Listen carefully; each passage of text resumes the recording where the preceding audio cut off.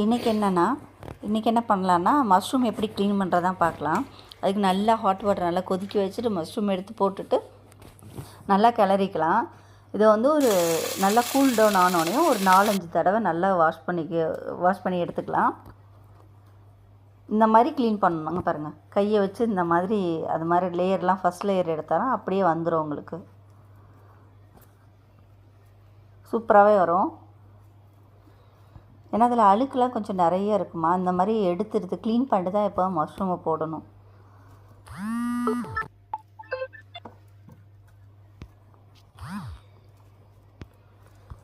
இந்த பாருங்கள், இந்த மாதிரி க்ளீன் பண்ணி எல்லாத்தையும் எடுத்துக்கலாம்.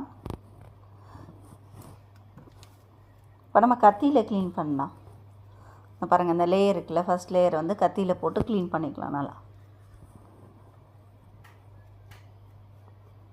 இந்த மாதிரி பண்ணாவே அது சாஃப்டாக இருக்கிறதுனால எல்லா இதையும் வந்துடும், ஃபஸ்ட் லேயர் ஃபுல்லாக வந்துடும்.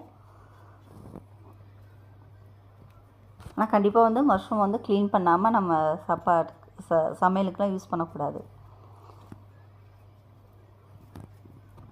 இந்த பாருங்கள், இந்த மாதிரி எடுத்தால் அது அழகாக வந்துடும் சூப்பராக. இந்த மாதிரி எவ்வளோ மஷ்ரூம் இருக்கோ எல்லாத்தையும் க்ளீன் பண்ணிடலாம். ஈஸி தான் ரொம்ப க்ளீன் பண்ணுறது. இது கொஞ்சம் சோம்பேறித்தனமாக கொஞ்சம் இதாக தான் இருக்கும். ஆனால் வேறு வழி இல்லை, மஷ்ரூம் வாங்கினா அந்த மாதிரி க்ளீன் பண்ணி தான் ஆகணும்.